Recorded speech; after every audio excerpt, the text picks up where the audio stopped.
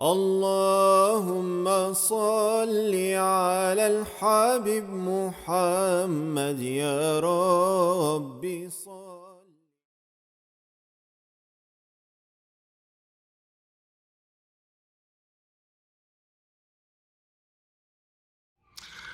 Well, I think we process it in the same way that any other community would process any other atrocity that's been done by somebody from their community. One, we don't feel like we need to own up to anything, or we need to take responsibility. On the other hand, we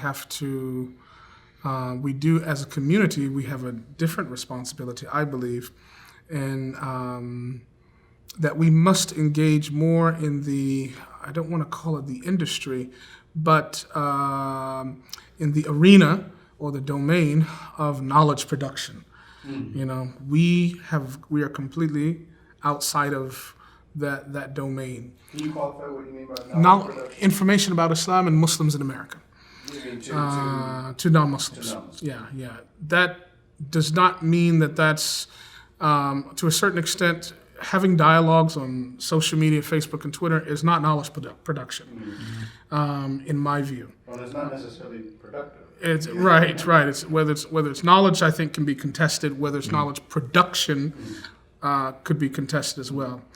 So I think we've got what the byproduct of extremism in extremism in and of itself, from folks that are claiming allegiance to the Muslim community, or to Islam, maybe not even to a community, but Islam. I think what that should do is inspire communities, and particularly leaders of communities, to get involved more in knowledge production as opposed to apologetic rhetoric and reactionary rhetoric. I include a lot of institutions in that and individuals in that, and not even engaging at all. I think that's another strategy that we have to examine in detail. So some communities or some institutions or organizations, when something happens, they had to be the first one out there. If Donald Trump says something, or Cruz says something, or this candidate or that candidate, they got to be the first one to respond. And so in the sense, that's the rat race. So being the quickest at the draw is not most necessarily being the accurate. And is not necessarily the right teaching about shooting. And I don't mean that, perhaps that's the wrong pun to use when we're talking extremism. But I'm using it metaphorically speaking. So I think we have to be measured in our response, and I don't even think it should be a response, but I think we have to be measured in our approach. And there is a need to have an approach and to have dialogues and to put information out there. I think it has to be the right kind of information, and it shouldn't be soundbite based. The bit about not responding, it comes to mind the story of Abu Bakr radiallahu anhu, when he's sitting in the majlis of Rasulullah sallallahu alaihi wasallam, getting insulted, getting dogged by this other individual, and he's quiet, doesn't say anything. At the second he responds, the Prophet sallallahu alaihi wasallam gets up, walks away and leaves. And Abu Bakr Siddiq radiallahu anhu comes after him and he says, "What happened? I was just defending myself." And he sallallahu alaihi wasallam said, when you were quiet, the angels were speaking on your behalf. And when you spoke up, the devil walked in, and no devil and prophet sit together in the same space. So how to respond, look at the Messenger sallallahu alaihi wasallam, for example. He's been insulted, dogged by so many people. You don't see anywhere in the seerah him going back and saying, "But I'm not this. I'm the one who's trustworthy. I'm the one who's أنا النبي لا فخر." And that's it. And he continued with his teaching and just calling people to whatever it is that he needs to call them to, and didn't get into this back and forth. It's almost like, what's that game where something pops up and you hit it and then that game, you just keep going after one, chasing them. That's right. So I think it's counterproductive. And you're actually, because of our numbers, we tend to give free advertisement and voice to the Islamophobes and the bigots when we run after everything and try to respond to everything. People, the clearest example of this is the Denmark cartoons.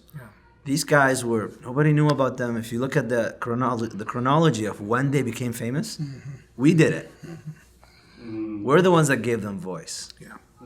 So, I think one strategy is to exit that narrative that we have to respond for something else, but two is to point out the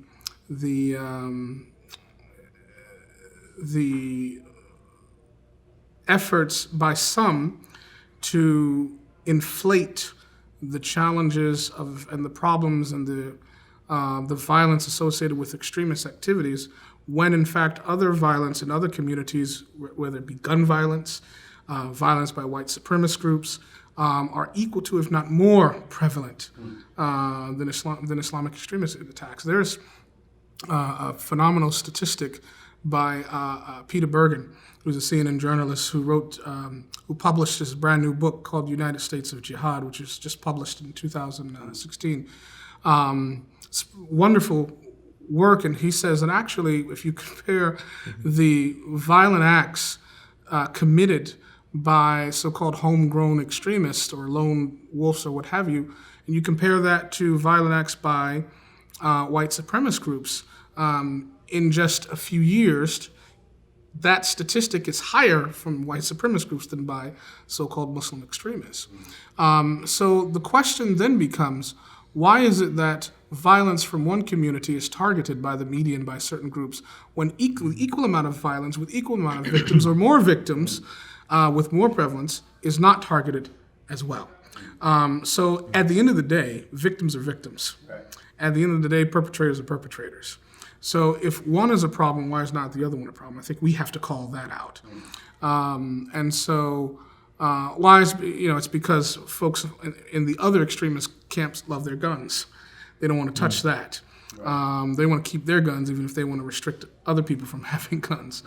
So this double standard we have to call out. Violence against minorities, violent rhetoric in political campaigns that rouse up people to commit violence on television screens to other folks, and then it's justified. Why isn't that called out as well?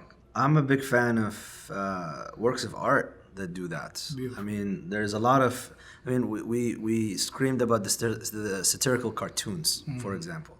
Well, there's a lot of satirical cartoons done by Muslims that attack this very idea of double standards.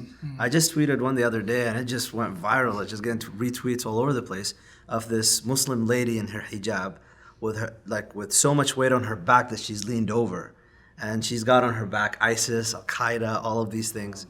And fingers pointing at her. And the artist drew on the fingers the Islamophobe. And then the other one, bigot. And it just pointing, and all it says, condemn, apologize, condemn, apologize. And this stuff really hits home. People don't like to read. People don't like to go through the academic stuff. You need a work of art to do it. There's another one where the gentleman took, I think it was an Adele song, and did a twist on it, a Muslim twist on it, and changed the lyrics and it was like a hip hop song, and just did that. So if we can engage through art, which will reach more people than it does through other means. In fact, a lot of the social movements, if you look at how they got ascendancy, they attribute a lot of that to the art movements, whether it be music or fine arts or whatever it is. So if we can utilize that in a better way and have high production type of material that we put out, I think it will go a long way.